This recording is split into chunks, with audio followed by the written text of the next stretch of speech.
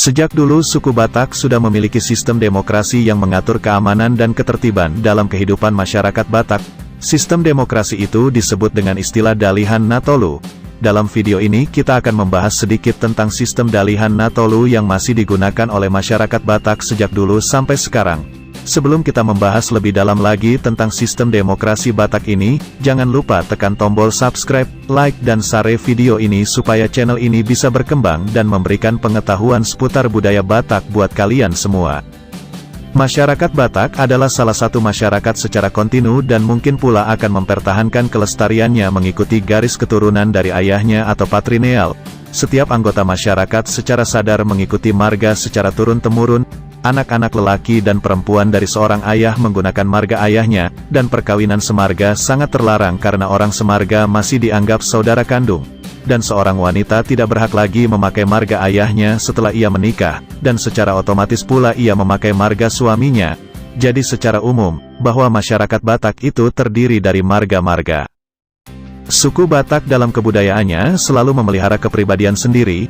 Rasa kekeluargaan tetap terpupuk, bukan saja terhadap keluarga dekat, tetapi juga terhadap keluarga jauh yang semarga.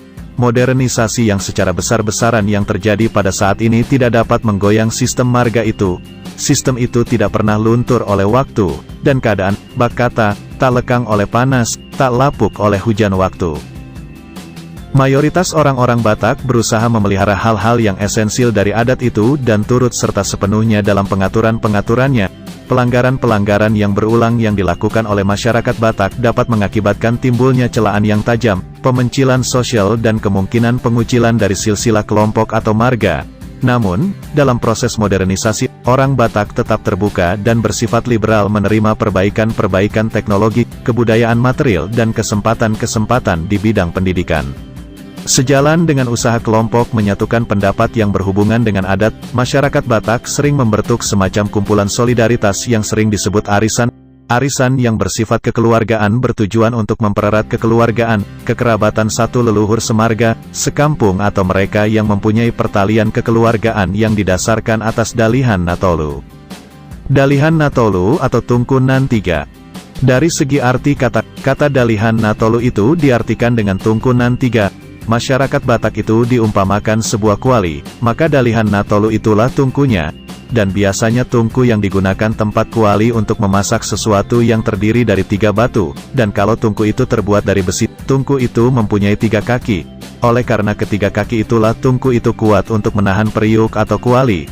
Dan karena tungku itulah terjadi keseimbangan kuali atau periuk yang digunakan untuk memasak, dari situ pula lah menyala api solidaritas masyarakat Batak. Dalihan Natolu itu terbagi atas 3 golongan fungsional. Ketiga golongan itu tidak berubah sejak dahulu sampai sekarang. Malah secara kultural, di atasnya lah terletak berbagai segi kehidupan masyarakat Batak. Di mana ada masyarakat Batak, secara otomatis berlaku fungsi Dalihan Natolu. Masyarakat itu selalu berpedoman pada Dalihan Natolu dalam segala geraknya, termasuk dalam usaha menegakkan pergaulan dan adat istiadat. Dan selama orang Batak tetap mempertahankan kesadaran bermarga, selama itu pula lah fungsi Dalihan Natolu tetap berfungsi untuk mengatur tata cara dan tata hidup masyarakat Batak. Dalam kehidupan sosial, Dalihan Natolu merupakan landasan demokrasi dalam setiap rencana, baik dalam pembangunan kampung dan ketetapan-ketetapan hukum adat yang selalu menitik beratkan pada sistem gotong royong. Dalam segala bentuk mufakat yang diketuai oleh seorang penatua atau raja adat, tidak pernah menarik kesimpulan atau keputusan sebelum mengadakan pungutan suara. Hampir dalam setiap rencana yang berhubungan dengan adat mendasarkan keputusan setelah terlebih dahulu mengadakan musyawarah. Malah sistem musyawarah itu merupakan falsafah hidup masyarakat Batak. Dalihan Natolu itu dihubungkan juga dengan animisme Batak. Dalam animisme Batak terdapat kepercayaan Tritunggal Dewa, antara lain yang disebut Mula Jadi Nabolon atau Kalik Pencipta, Silaon Nabolon dan Pain Nabolon atau Batara Guru. Ketiga dewa itu melukiskan alam kosmos. Menurut alam pikiran Batak Purba, alam kosmos itu terdiri dari 3 benua, antara lain benua atas, benua tengah dan benua bawah. Mula Jadi Nabolon penguasa benua atas disebut Tuan Bubi Nabolon. Mula Jadi Nabolon penguasa benua tengah disebut Silaon Nabolon dan Mula Jadi Nabolon penguasa dunia bawah disebut Pain Nabolon. Mula Jadi Nabolon digambarkan sebagai kosmos. sebagaimana dewa-dewa itu memainkan fungsinya sesuai dengan kedudukannya menguasai kosmos, demikianlah dengan dalihan Natolu itu satu sama lain bekerja bersama-sama menertibkan masyarakat. Sebagaimana dasarnya manusia itu tidak terlepas dari alam, manusia itu sendiri menyatu dengan alam. Manusia adalah kosmos kecil atau mikrokosmos dari makrokosmos. Jadi dalihan Natolu itu merupakan refleksi dari kerjasama benua atas, tengah dan bawah. Jadi fungsi dari dalihan Natolu adalah untuk melindungi diri terhadap satu sama lain dan untuk memelihara keseimbangan mikrokosmos. Orang Batak membentuk satu alat untuk menyelaraskan kuasa-kuasa supra-alamiah di sekeliling mereka untuk kesejahteraan mereka sendiri. Keselarasan ini terkandung dalam paham adat yang meskipun pada umumnya diterjemahkan dengan hukum adat, sebenarnya dalihan Natolu ini merupakan suatu paham yang lebih rumit dengan arti agama yang luas. Dalihan Natolu dalam 3 golongan fungsional. Sistem dalihan Natolu dalam masyarakat Batak terbagi atas 3 golongan fungsional. Ketiga golongan itu adalah: pertama, dongan sabutuha atau yang lahir di perut yang sama. Secara luas, orang yang sabutuha adalah orang-orang yang semarga. Sifat-sifat orang yang sabutuha adalah seya sekata dalam segala kegiatan yang berkaitan dengan adat dan kehidupan sehari-hari. Sebagai orang yang semarga, mereka seperasaan, sepenanggungan sebagai saudara kandung.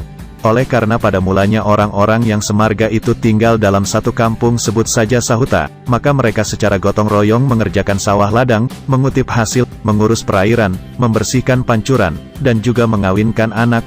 Jika timbul perselisihan di antara orang yang bersaudara, pihak dongan sabutuha turut menanganinya untuk menciptakan perdamaian, dan golongan putra-puteri yang semarga dilarang kawin-mawin. Istilah dongan sabutuha itu sering disebut juga dengan dongan tubuh yang artinya kawan lahir. Di Mandailing disebut kahanggi, dan di Karo disebut senina. Di daerah Dairi istilah dongan sabutuha itu disebut juga dengan sabeltek. Meskipun penggunaan istilah itu berbeda, namun arti dan makna kata itu sama saja. Dalam arti luas, orang-orang yang disebut sabutuha adalah orang-orang yang semarga, dan dalam arti sempit melukiskan hubungan kekeluargaan dekat yang masih sedarah, artinya masih dekat hubungan kekeluargaannya satu dengan yang lainnya. Kedua, boru. Boru itu adalah anak perempuan, yang termasuk golongan boru dalam masyarakat Batak adalah suami anak perempuan dan anak-anaknya, orang tua suaminya dan dongan sabutuha suaminya. Istilah boru di Karo disebut anak beru, di Mandailing dan Simalungun disebut dengan anak boru dan di Dairi dan Papak disebut beru. Orang Batak sangat mencintai pihak borunya, walaupun pihak boru ini tidak ikut menjadi pewaris orang tuanya, namun mereka sangat dicintai. Malah pada zaman dahulu mereka dihadiahi dengan sebidang tanah setelah dinikahkan dengan suaminya. Istilah untuk itu disebut pauseang atau ulos nasulo buruk yang dilambangkan sebagai kain yang tidak akan lapuk. Jikalau diadakan pesta di halaman sebab perkawinan iparnya atau lae atau adik atau abang istri, merekalah yang ditugaskan menyayang dagu pihak hula-hula seraya menyampaikan bagian atau jambar menurut letak kedudukannya dalam dalihan Natolu. Demikian pula boru itu dihormati juga oleh pihak borunya. Kalau pihak mereka mengadakan pesta, maka pihak borunya lah yang bertugas mengurus pesta itu. Demikianlah seterusnya orang yang mempunyai dongan sabutuha, mempunyai boru dan hula-hula yang dapat hidup tertib berdasarkan dalihan Natolu itu. Ketiga, hula-hula. Golongan hula-hula adalah pihak yang memberi pengantin perempuan. Semua dongan sabutuha orang tua pengantin perempuan menjadi hula-hula bagi pihak pengantin laki-laki. Yang termasuk hula-hula, yakni bukan saja hanya pihak mertua dan golongan semarganya, tetapi juga tulang, paman, yakni saudara laki-laki ibu. Tegasnya yang disebut golongan hula-hula itu adalah klan atau marga yang memberi putri, dan perkawinan dengan putri tulang atau paman merupakan perkawinan ideal bagi orang Batak zaman dulu sampai sekarang. Perkawinan demikian disebut juga dengan kawin dengan pariban. Tetapi tidak seorang pun dapat mengawini anak saudara ayah, atau yang tergolong masih semarga, karena mereka dianggap masih bersaudara. Pihak hula-hula itu dipandang pihak boru sebagai matahari kemuliaan karena dari merekalah pihak boru itu mendapat berkah. Setiap orang Batak selalu menghargai pihak hula-hulanya.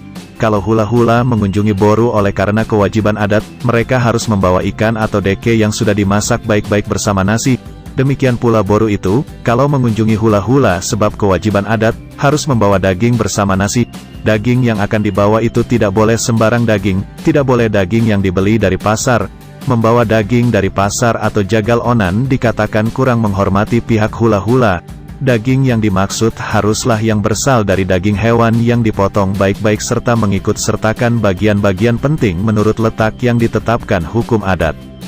Kalau seorang wanita diceraikan atau disia-siakan suaminya, maka pihak hula-hula harus melindunginya. Pihak Dongan Sabutuha, pihak Boru harus pula lebih aktif mengatasi persoalan itu. Hormat pada pihak hula-hula adalah salah satu sebab mengapa tidak mudah terjadi perceraian di kalangan suku Batak.